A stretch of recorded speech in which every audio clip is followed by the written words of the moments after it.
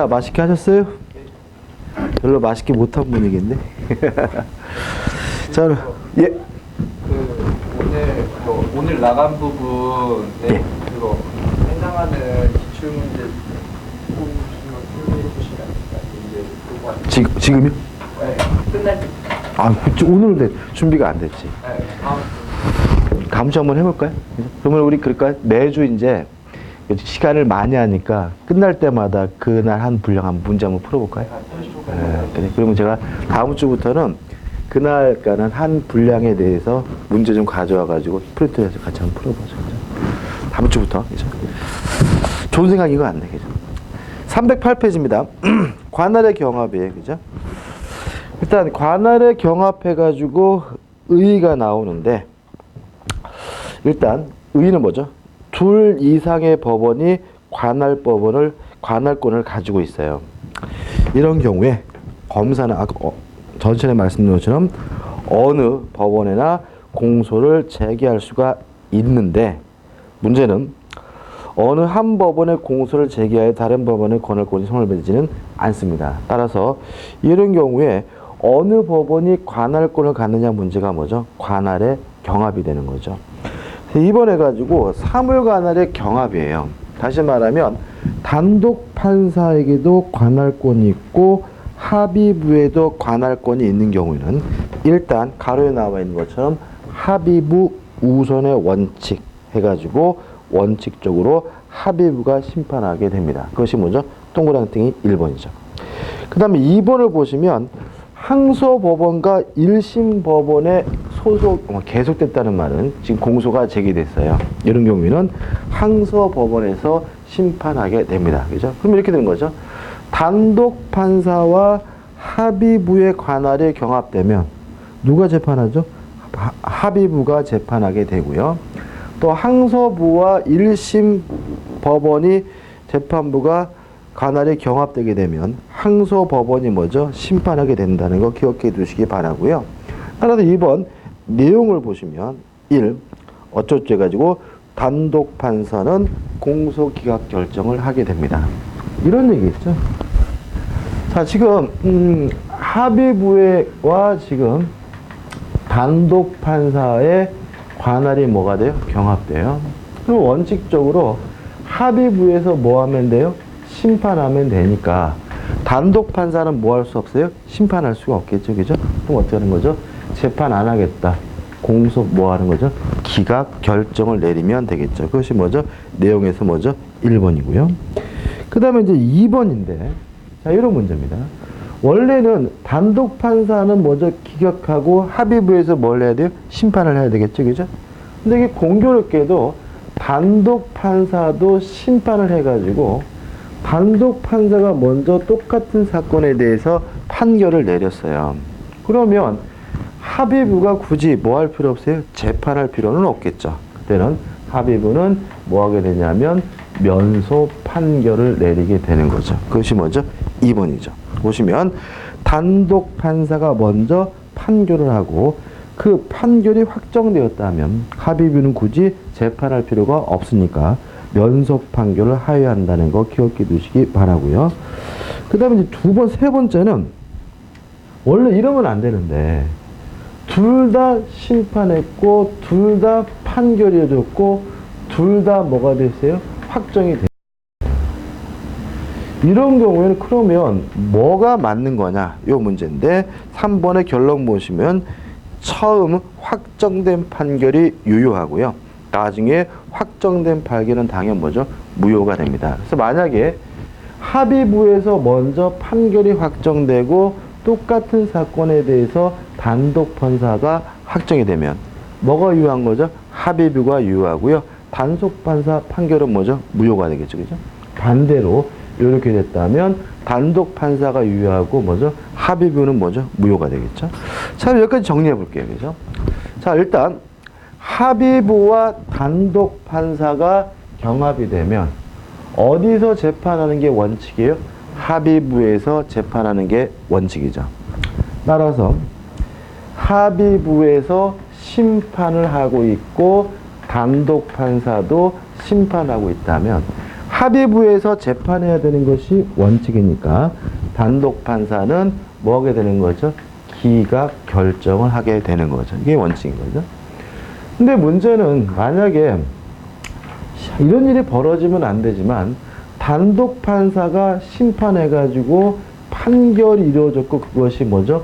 확정됐다면 구제는 이때는 뭐죠? 오히려 합의부 재판할 이유가 없으니까 뭘 하게 돼요? 면소 판결을 내리게 되고요. 만약에 그러면 안 되지만 두 판결이 먼저 확정이 되면 뭐가 유효한 거죠? 먼저 판결된 것이 뭐죠? 유효하다. 이렇게 되는 거죠. 그 다음에 3번 토지 관할의 경합이 나오는데 1번 선착선 우선의 원칙 이런 말이 나오죠. 그죠? 아까 우리가 토지 관할하면서 어떻게 했어요? 범죄지. 그죠? 피고인의 주소, 거소, 현재지. 그러면 여러 곳일 수가 있잖아요. 그죠? 그럼 결과적으로 검사는 아무 곳이나 선택해서 뭘 하면 돼요? 공소를 제기하면 되니까 먼저 공소가 제기된 법원이 뭐가 되는 거예요? 관할 법원이 되는 거죠. 그래서 이 1번에 의해서 1번 보시면 결론 보시면 먼저 공소를 받은 법원이 뭐 하게 돼요? 심판하게 되고요. 그 법원이 뭐가 되는 거죠? 관할 법원이 되는 거죠. 그 다음에 2번은 뭐 그러나 사물관을 나오는데 합의고 원칙이라는 걸 생각하시면 쉽게 결정할 수가 있겠죠. 그 다음 우측에 보시면 내용 해가지고 1번 따라서 먼저 공소 제기된 법원이 관할 법원이니까 후에 공소가 제기되더라도 그 법원은 공소 기각 결정을 하면 될 거고요. 2번 그러나 후에 이루어진 공소 제기에 따라서 먼저 재판이 확정됐다면 먼저 이루어진 재판주의 재판결은 뭐죠? 면소 판결을 하게 되고요. 3번 이것도 마찬가지죠. 둘 다 확정됐다면 먼저 이루어진 판결이 뭐죠? 유효하게 되는 거죠. 그래서 약간 내용이 다른 듯 하지만 기본적으로 결론은 어떻게 해요? 똑같은 겁니다. 그죠? 그 다음 이제 5번 관할권 부전제의 효과 해가지고 1 관할 위반의 판결이 나옵니다. 1번 개념 해가지고 관할은 소송 조건입니다. 따라서 법원이 직권으로 조사를 해야 하는 것이고요. 세 번째 줄 보시면 관할권 존재 결정 시기는 언제냐면 공소 제기 시를 기준으로 하고 판단하는 것이 원칙이지만 나중에 관할권이 생기면 그 하자는 치유됩니다. 이에 반해서 사물관할은 공소 제기 시 재판 종료 시기 신고가 존재해야 된다. 이게 무슨 말이냐면 자 이런 얘기죠. 토지 관할이에요. 토지 관할은 범죄지, 피고의 주소지, 거소지, 현재지잖아요. 그죠? 근데 만약에 토지 관할이 없는데도 불구하고 공소가 뭐가 됐어요? 제기가 됐어요. 다시 말하면 범죄지도 아니고 주소지도 아니고 거소지도 아니고 현재지도 아닌데도 뭐죠? 공소가 제기됐다면 이 공소 제기는 뭐죠? 관할 위반인 거죠. 그죠? 근데 문제는 그 인간을 끌고 왔어요. 끌고 와서 법정에 뭐죠? 출두시키면 이제 이 관할이 뭐가 되는 거예요? 현재지로서 이제 관할 법원이 될 수가 있는 거죠. 그렇지 않습니까? 그죠? 다시 말하면 부산에 있는 사람에 대해서 아무런 관할도 없는 뭐죠? 서울에다 뭐가 됐어요? 공소가 제기됐어요. 그죠? 근데 만약 그 사람을 뭐로요? 적법하게, 위법하면 안 되죠. 적법하게 서울로 데려왔다면 이제는 요 법원이 현재지로서 뭐가 되는 거예요? 관할 법원이 되는 거죠. 다시 유제 보시면은 이런 말이 나와 있잖아요. 하자가 뭐가 됐어요? 치유가 된다 이거죠. 다시 보시면 자 개념의 밑으로 세 번째 줄 관할권 존재 결정 시기는 토지 관할에서는 공소 제기 시를 기준으로 하지만 나중에 관할권이 생기면 가장 대표적인 것이 뭐예요? 그 피고를 뭐죠? 데려오면 되겠죠. 그죠? 그 하자가 뭐죠? 치유가 되기 때문에 현재지로서 이 법원이 뭐죠? 계속해서 뭐죠? 재판을 진행할 수 있다는 얘기인 거죠. 근데 문제는 합의부에서 판결할 것인가 아니면 단독 판사에서 판결할 것인가 이 사물 관할의 경우에는 하자가 뭐 되지 않냐면 치유되질 않아요. 그래서 공소 제기 시부터 재판 종결실까지 계속해서 뭐죠? 관할이 존재해야 된다는 거 기억해 두시기 바랍니다. 2번 관할 위반을 선고한 판결에 대해서는 뭐 할 수 있죠? 상소할 수가 있겠죠. 따라서 1심 판결이면 항소하게 되고 2심 판결이면 상고하게 되고요. 그 다음에 3번 만약에 관할 위반이 있다면 소송에는 그 효력이 없다는 것도 기억해 두시기 바랍니다. 넘겨보시면 이제 예외가 있어요. 토지 관할의 위반 해가지고 토지 관할에 관하여 법원은 피고인의 신청이 없으면 관할 위반에 선고를 하지 못하면 꼭 기억해 두셔야 됩니다. 다시 말하면 토지 관할이 잘못됐어요. 그러면 관할이 위반됐다는 사실을 법원이 뭘 해야 돼요? 선고를 해야 되는데 뭐가 필요한 거죠? 피고인의 신청이 있어야 된다는 거죠. 왜 그러냐면 피고가 신청하지 않는다면 그냥 피고가 뭐예요? 받아들인 거잖아요. 용인한 거잖아요. 굳이 뭐죠? 관할 위반을 선고할 이유는 없는 거겠죠. 그죠? 그래서 밑에 줄 보시면 피고인의 관할 위반 신청은 언제 하느냐? 피고 사건에 대한 진술 전. 다시 말하면 피고인의 모두 진술에 해야 합니다. 모두 진술, 이 모두가 뭐라 그랬죠? 대가리입니다. 그죠? 앞대가리죠? 맨 처음 하는 진술을 우리가 뭐죠? 모두 진술이라고. 모두 진술할 때 저거는 관할이 위반되고 있기 때문에 위반했으니까 뭐 이전해 주십시오. 잘못됐습니다라고 뭘 해야지만요? 신청을 해야지만 법원은 관할 위반 선고를 하게 된다는 것이죠. 그 다음에 2번 공소장 변경에 의한 이송입니다. 자, 이런 얘기죠. 자, 공소가 제기됐을 때는 뭐였냐면 단독 판사 관할이었어요. 사물 관할이. 근데 공소장을 변경하는 바람에 이제는 형량이 더 높아져 가지고 단독 판사 관할이 아니라 합의비 관할로 뭐죠? 바뀐 경우가 공소장 변경에 의한 이송을 말하고요. 이때는 밑에 줄 보시면 관할 위반의 판결을 선고하지 않고 결정으로 관할권 있는 법원에 뭐죠? 이송하게 됩니다. 그럼 이렇게 되겠죠. 재판 과정에서 검사가 뭐죠? 공소장을 변경했어요. 그러니까 판사가 보니까 이제는 단독 판사가 판결할 문제가 아니라 뭐죠? 합의부가 판결할 문제로 판단된다면 그냥 바로 뭐예요? 결정함으로써 합의부로 이송할 것을 뭐 할 수 있겠어요? 명령할 수가 있겠죠. 그 다음에 3번 관할구역 외에서의 직무 해가지고 관할구역 외에서는 직무를 할 수가 없는 것이 원칙입니다. 다시 말하면 법원 또는 법관은 원칙적으로 관할구역 내에서만 뭘 할 수 있는 거죠? 소송행위를 할 수가 있는 거죠. 물론 예외는 있겠죠. 사실 발견을 위해서 필요하거나 긴급을 요하는 때에는 예외적으로 할 수가 있습니다. 중요한 것은 아닙니다. 그냥 6회 가지고 이제 뭐가 나오냐면 사건의 이송입니다.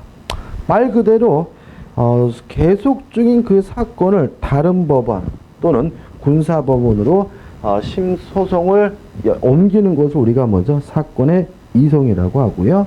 하단에 2번 보시면 사건의 직권 이송이 나옵니다. A.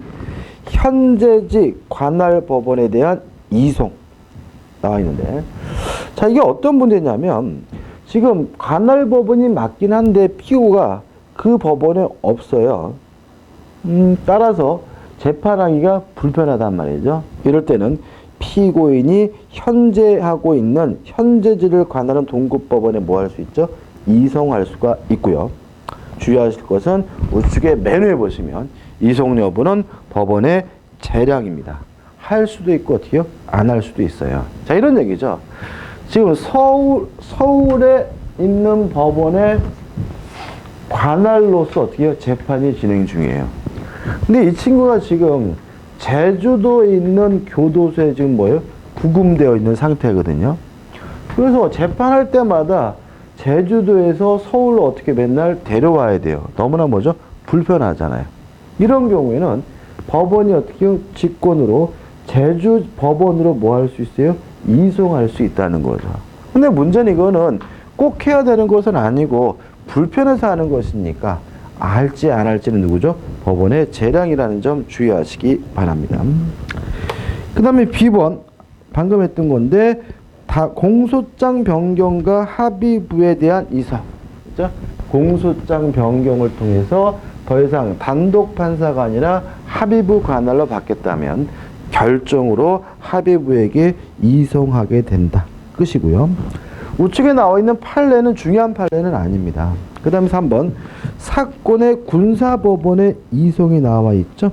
A번 보시면 당연한 얘기인데 자 잡고 나서 보니까 재판권이 군사법원에 있어요. 예를 들어서 뭐죠? 군인인 경우겠죠. 그죠? 그런 경우는 사건을 같은 신급의 군사법원으로 뭐합니까? 이송하게 된다 정도만 기억하시면 되겠죠.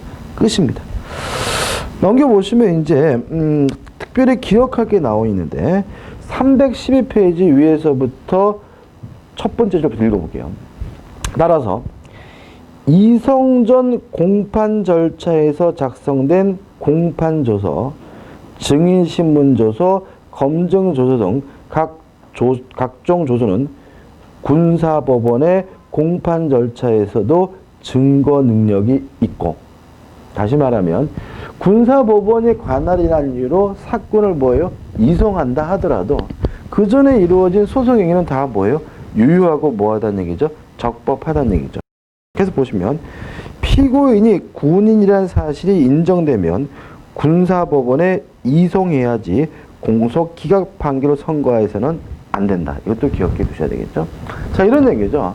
법원에서 열심히 재판하고 어떻게 증거도 다 수집했어요.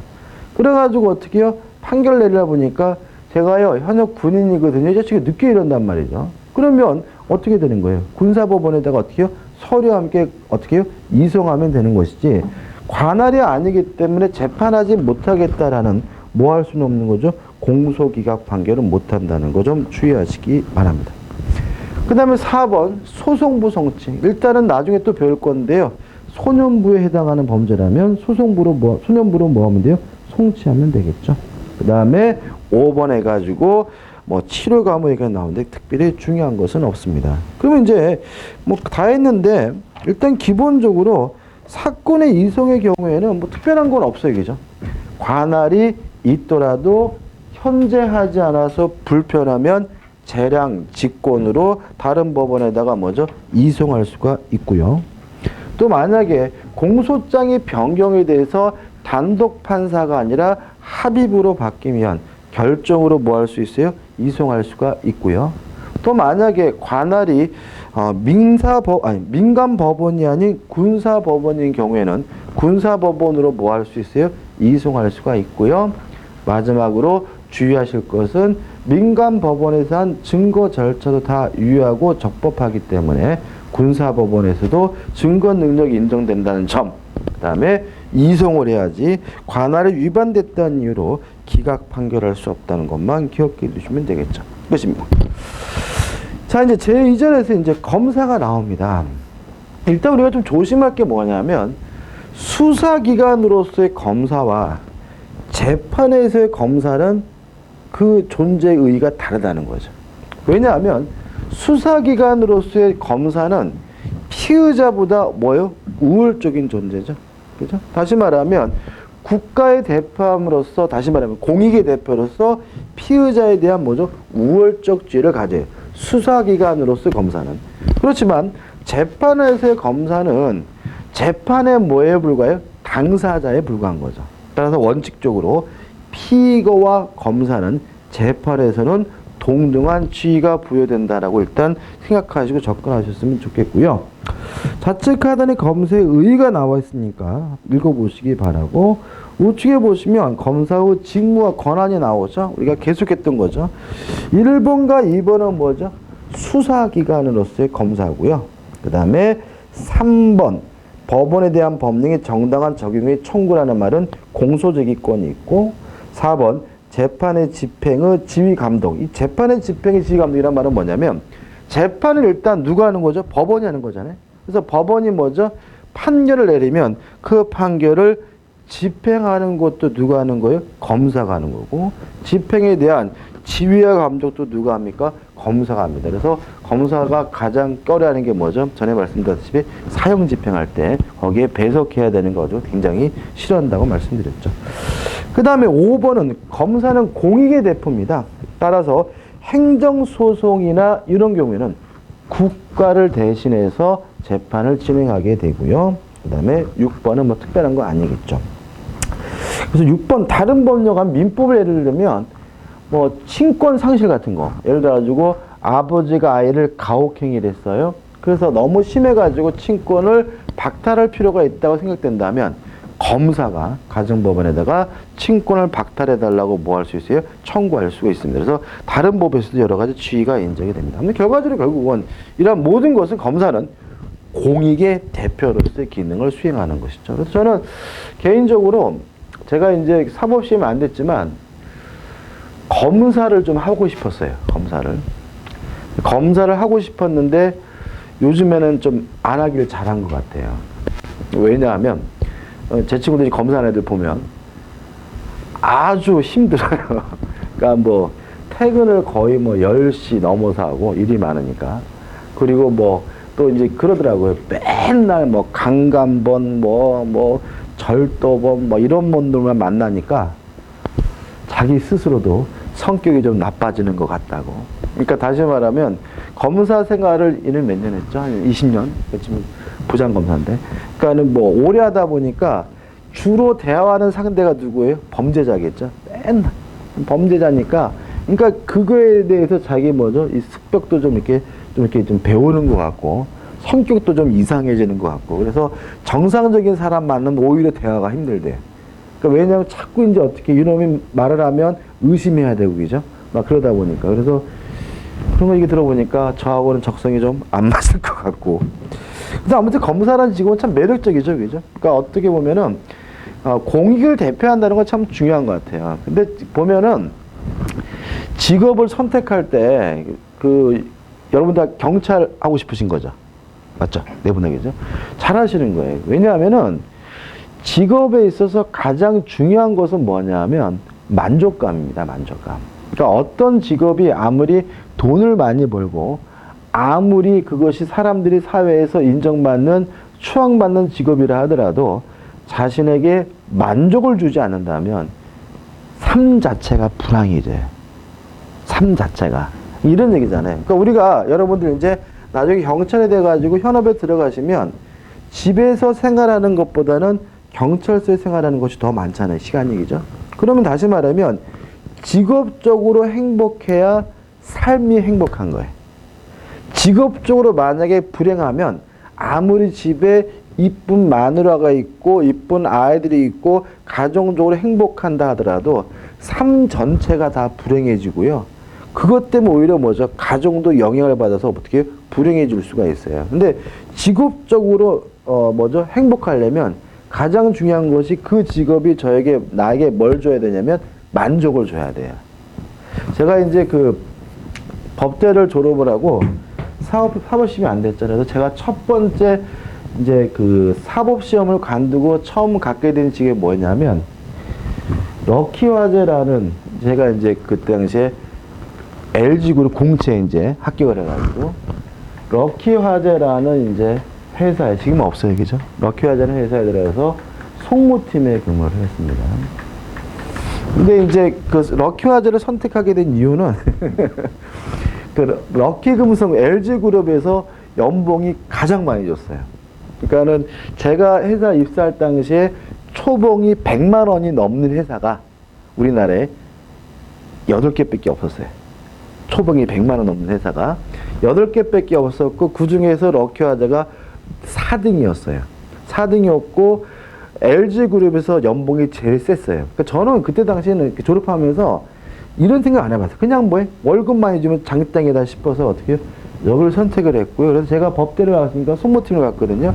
이게 뭐 하는 거냐면 이제 그 교통사고 피해자나 아니면 뭐 화재나 뭐 이런 사고 피해를 당한 사람들이 보험회사를 상대로 소송을 제기를 하면 그 소송을 제가 뭐 하는 거죠? 수행하는 거거든요. 그죠? 근데 어떤 딜레마에 빠지냐면 제가 이제 7년 근무하고 간뒀어요. 간뒀는데 가장 큰 간둔 이유가 뭐냐면 제가 열심히 일을 해요. 열심히 일을 하면 보험회사가 이기겠죠? 그러면 뭐예요? 피해자가 돈을 적게 받잖아요. 그죠? 그러면 그게 행복하냐? 안타까워요. 왜냐하면 우리나라 사람 중에서 그렇게 피해당하고 소송하는 사람 중에서 부자인 사람은 없어요. 다 안타깝게 가난하신 분들은 안타까워. 거꾸로 만약에 일을 대충 했어요. 대충 해가지고 보험회사가 돈을 많이 지불했잖아요. 그죠? 그러면 또 행복하냐? 그것도 아니야. 왜냐하면 어차피 뭐예요? 나는 이 회사에서 뭐죠? 월급 받고 일하는 건데, 뭐죠? 자기 일을 안 한 거잖아요. 거기다 또 이 사건은 처음과 끝도 없어요. 계속해서 똑같은 일이 뭐죠? 반복돼. 사건이니까는 뭐, 한 달에 한 50건씩 배당이 된단 말이죠. 검사처럼. 그러니까는 뭐, 계속이고, 열심히 해도 만족감이 없고, 열심히 안 해도 만족감이 없고, 그러니까 한 3, 4년 지나니까는 막 저한테, 뭐라죠, 이게. 이게 내가 해야 되는 직업이 맞는지에 대한 회의감을 굉장히 많이 느끼게 되고요. 그러니까 막 삶 자체가 막, 뭐죠? 뭐랄까 좀 힘들어지더라고요. 그러면서 이제 제가 간두고 이제 강의를 시작했는데, 그래서 저는 이제 강의를 시작하고 나서 진짜 행복해요. 왜냐하면 이 직업이 만족감을 주거든요. 제가 열심히 강의하고 열심히 노력해가지고 많은 분들이 뭐 하셨어요? 합격을 하셨어요. 그러면 어떻게 해요? 저는 진짜 기분 좋잖아요. 그러니까 제가 열심히 일하면 일할수록 노력할수록 저한테 뭐예요? 크나큰 만족을 주기 때문에 이게 저한테 이 직업이 저는 어떻게 해요? 최고라고 생각을 하거든요. 경찰도 그렇잖아요. 그죠? 경찰도 진짜 열심히 이렇게 해서 열심히 노력을 하면 그게 결국 뭐예요? 공익을 위한 것이고 나라를 위한 것이고 국민을 위한 것이니까 뭐가 생기겠어요? 만족감이 생기겠죠. 그죠? 그럼 그 만족감이 뭐예요? 결국은 직업적인 행복을 주는 거고 그것이 이제 결국 뭐예요? 살아가는 힘이 되고 행복이 되는 거죠. 저는 개인적으로 참 잘 선택한 것 같고요. 제가 이때도 느꼈지만 돈이 전부는 아니에요. 그러니까 제가 지금 생각하면 좀 바보 같은 게 만약에 제가 이제 이런 생각을 그때 어렸을 때 가지고 있었으면 절대로 여기 선택 안 했을 것 같아요. 그리고 오히려 다른 쪽에 나한테 어떤 일이 만족을 줄 수 있을까? 뭐 LG전자를 가든 뭐든 다른 일을 선택했을 것 같은데 제가 보면 약간 인생에 있어도 좀 잘못된 선택이었던 것 같고요. 그래서 뭐 이걸 하고 있는지 모르지만 아무튼 저는 강사는 직업적으로 마음에 들고 여러분도 어떻게 해요? 잘한 것 같아요. 뭐든 얘기 나왔죠. 아무튼 검사도 그런 의미에서 뭐죠? 굉장히 뭐예요? 매력적인 직업이긴 해요. 그렇지만 경찰도 어떻게 해요? 못지않은 뭐죠? 매력적인 직업이니까 꼭 합격하셔서 그죠? 합격하셔서 열심히 하셔서 월급은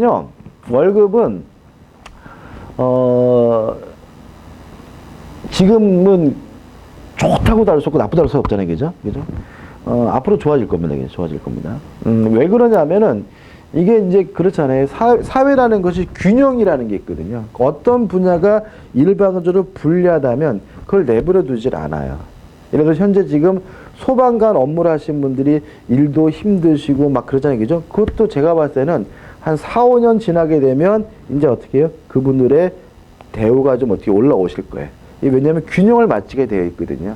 경찰관도 마찬가지고요. 그래서 경찰관이나 소방관 이렇게 지금 현재 고생하시는 분들은 인력도 많이 충원되실 거고요. 급여 문제도 훨씬 다른 공무원보다 훨씬 더 대우를 받는 세대가 될 겁니다. 그죠? 그래서 오히려 이제 걱정되는 것은 학교 선생님들. 학교 선생님들은 이제 어떻게 좀 이렇게 떨어질 일만 좀 남은 상태거든요. 이런 얘기하면 안 되는데. 아무튼 열심히 하면 좋다 이거죠. 그 다음에 검사의 성격에서 1번. 준사법기관이다. 왜냐? 검사는 공소를 제기할 수도 있고 또 재판 결과를 뭐예요? 형 집행을 하는 사람이니까 사법기관에 준하는 뭐죠? 준사법기관인 것이죠. 2번 법제 관청이다. 검사도 일단 기본적으로는요 판사와 마찬가지로 독립된 뭐예요? 국가 관청입니다. 그래서 검사 개개가 다 뭐예요? 관청으로서 기능을 하게 되고요. 그 다음에 그래서 결론 보시면 따라서 검찰권 행사에는 항상 1인제가 채택되어 있고 합의제는 존재하지 않는다는 거 주의하시기 바랍니다. 자, 이렇게 좀 차이가 있는 거죠. 그러니까 판사도 법관도 독립된 관청이잖아요. 근데 우리가 합의부 판결의 경우에는 세 분의 판사가 함께 해야 되는 거잖아요. 그죠? 근데 검사는 합의 검사 이런 건 없잖아요. 그래서 공소를 제기할지 안 할지는 오로지 검사 한 사람이 단독으로 판단하게 된다는 거 주의하시기 바랍니다. 이 항에서 이제 뭐가 나오죠? 검사 동일체의 원칙이 나오죠. 그러니까 검사는 독립된 개별적인 관청이긴 하지만 한 몸이다. 이거죠. 동일체라는 말이 뭐예요? 한 몸이라는 거죠. 그래서 의에 보시면 가장 대빵이 누구겠어요? 검찰총장이겠죠. 검찰총장을 정점으로 해서 모든 검사들이 뭐죠? 피라미드 구조적으로 한 몸을 이루고 있는데 이게 뭐죠?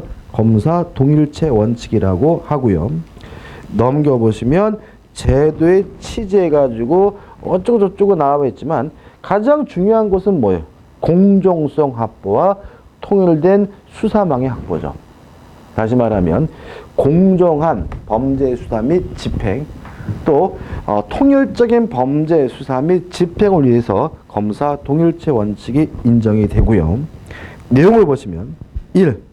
상급자에게는 뭐가 인정됩니까? 지휘 감독권이 인정이 됩니다.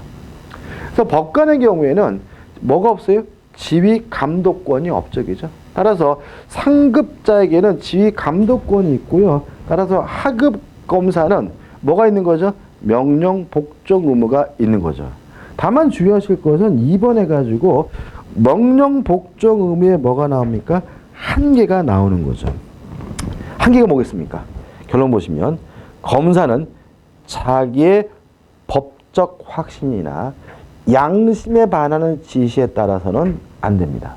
다시 말하면 아무리 상급자에게 지휘 감독권이 있고 아무리 하급 검사에게 명령 복종 의무가 있다 하더라도 뭐는 안 되는 거죠?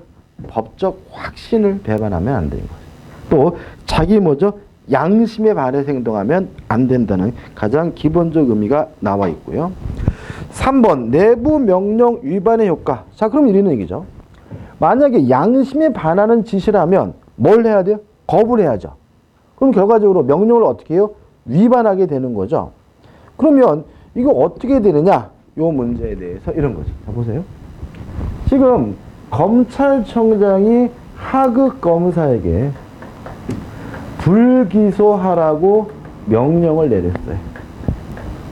그러면 검사는 명령에 따라서 뭘 해야 돼요? 불기소를 해야 되는데 검사가 아무리 생각하더라도 이러한 불기소 명령은 지시는 양심에 부합하지 않는 것 같아요.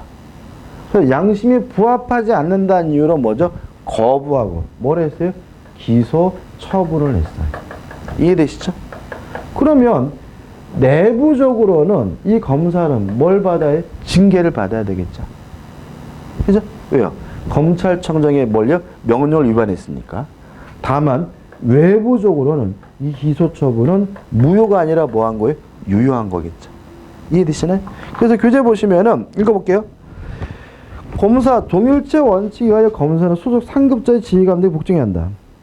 다만 이를 인정하더라도 검사는 단독제 관청이므로 지휘 감독관의 내부적 효력을 지니는 데 지나지 않는 따라서 대외적 효과는 뭐죠? 변함이 없다. 다시 말하면 명령이 위반해서 기소 처분했다면 대외적으로 뭐 한 거예요?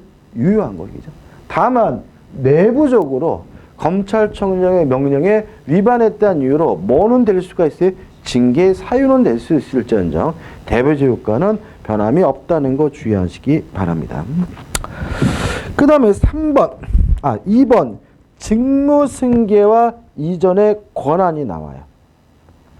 여기 보시면 검찰총장과 검사장 또는 지청장은 검찰 조직을 지금 아시겠죠, 그죠? 가장 대빵이 누구예요? 검찰총장, 그죠? 검찰총장이 하고 있는 건 뭐예요? 대검찰청이겠죠, 그죠? 그다음 밑에 이제 뭐예요? 고등검찰청이 있죠. 고등검찰청장이란 말은 없어요.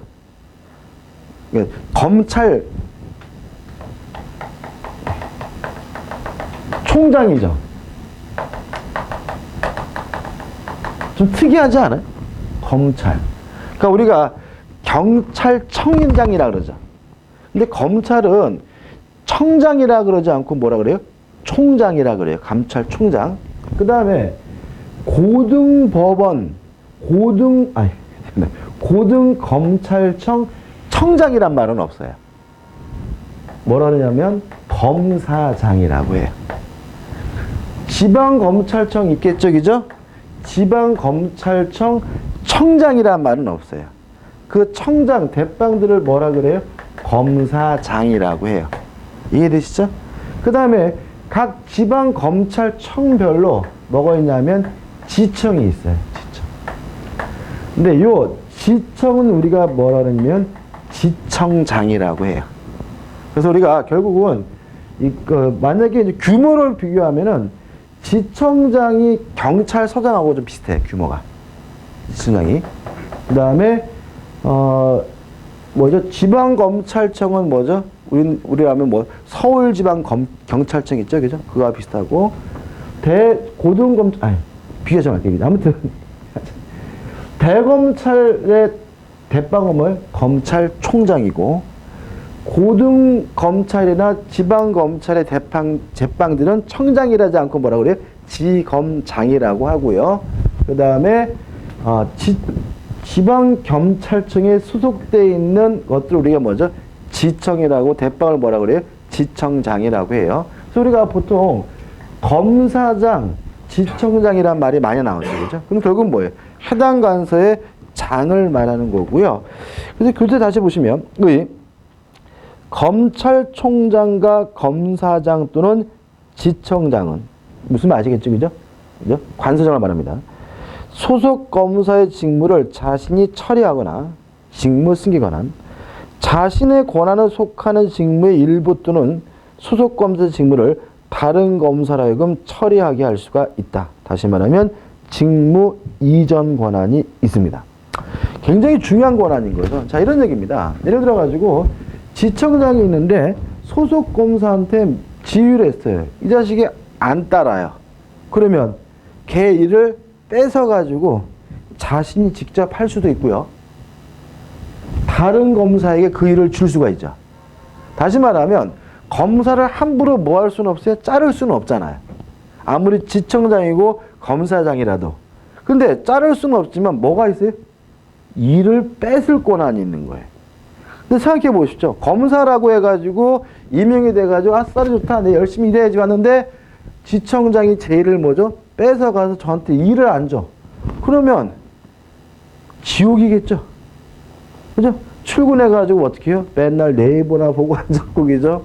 뭐죠? 카톡이나 하고 있고, 막 이런 식으로 막 하고 있다가는 이게 하루 이틀도 아니고 뭐죠? 완전 뭐죠? 지옥이겠죠. 그래서 검사장, 지청장에게 뭐가 인정된다고? 직무 승계 권한. 그 일을 자기에게 뭐예요? 뺏어올 수도 있고, 직무 이전 권한. 검사 일을 다른 검사에게 뭐예요? 넘겨버릴 수도 있고, 이것이 가장 뭐죠? 중요한 지휘권이 되는 것이죠. 그 다음에 2번 권한 행사자 누구냐? 뭐죠? 검찰총장, 검사장, 지청장만이 같습니다. 왜냐하면 굉장히 중요한 권한이고요. 가장 조심할 것은 법무부 장관에게는 없다는 거예요. 법무부는. 그 후보 보시면 법무부 장관은 검사 통일체 원칙의 외부에 자리 잡고 있기 때문에 직무 승계 이전권과 이전권이 없습니다. 그죠? 그래서 법무부 장관은 결국 어떻게 되냐면 법무부 장관은 검찰을 지휘해야 되잖아요. 그죠? 근데 이 사람은 검찰 조직에 있는 사람이 아니라 바깥에 있는 사람이니까 검찰총장만을 지휘할 수가 있어요. 개별적인 검사들은 법무부 장관이 지휘하는 것이 아니라 누가 지휘해요? 검찰총장만이 지휘할 수 있는 거예요. 이해되시죠? 그죠? 따라서 검찰총장이 정치권에서 검사들에 대한 뭘 역할을 하는 거죠? 방파제 역할을 하는 거죠. 그죠? 그 다음에 따라서 법무부 장관에게는 검사들의 개별적인 일을 뺏거나 일을 넘겨주는 뭐죠? 직무 이전 권한은 인정되지 않는다는 거 좀 꼭 기억해 두시기 바랍니다. 그 다음 3번 직무 대리권입니다. 이런 말 있죠. 각급 검찰청의 차장검사는 소속장에 차고가 있을 때는 특별한 수권 없이도 그 직무를 대리하는 권한을 가진다. 검사는 제가 이런 말씀드렸죠. 부장보다 뭐가 더 높다고요? 차장이 높아요. 기억나시죠? 그러니까 우리 회사는 과장 위에 차장, 차장 위에 부장이잖아요. 근데 검찰은 검사장 밑에 차장이에요. 차장 밑에 부장이에요. 과장은 없어요. 이거 뭘 생각하냐면 장관 밑에 누구예요? 차관이죠. 그래서 뭐죠? 법에서는 차자가 2인자라는 뜻이에요. 그래서 법무부 장관 밑에 뭐죠? 법무부 차관이 있는 것처럼 검찰총장이 있고 뭐예요? 대검찰 차장이 있어요. 2인자. 검사장이 있고 밑에 뭐가 있어요? 차장이 있어요. 그래서 차장이 누구보다 더 높아요? 부장검사보다 더 높은 거고요. 차장검사도 굉장히 높은 양반입니다. 물론 어떻게 해요? 검사장이 뭐예요? 공속이 되면 차장검사가 그것을 뭐 할 수 있겠어요? 대리할 수 있다는 건 너무나 당연한 것이죠. 우측에 나와 있는 핵심 판례들은 뭐 중요한 거 아니니까 보지 않으셔도 되고요. 넘겨보시면 효과. 자, 검사 동일체 원칙이 뭐죠? 효과입니다. 1번 검사 교체 효과. 검사는 전체가 뭐예요? 한 몸이죠. 그죠? 따라서 예를 들어서 A 검사와 B 검사가 있다면 실제로는 사람은 다르지만 어차피 뭐죠? 한 몸이기 때문에 검사가 교체가 되더라도 아무런 영향을 미치지 않습니다. 이게 뭐예요? 검사 교체의 효과죠. 그 다음에 2번 검사에 대한 제척 기피 제도가 인정이 되느냐에 대해서 어쩌고저쩌고 해가지고 뭐 형사소송법 입법론 쪽으로 문제가 있긴 하지만 다수는 부정하는 견해가 다수입니다. 왜 그러냐면 검사가 최종적인 뭐는 아니에요? 심판기관은 아니죠. 따라서 검사가 불공정한 불공평한 공소를 제기했다 하더라도 재판 과정에서 그것이 뭐가 됐어요? 걸러질 수가 있고 수정될 수 있기 때문에 검사에 대한 제척 기피 제도는 인정되지 않고 있다는 거 꼭 기억해 두시기 바랍니다. 좀 쉬었다가요. 검사의 소송법상의 주의를 보도록 하겠습니다.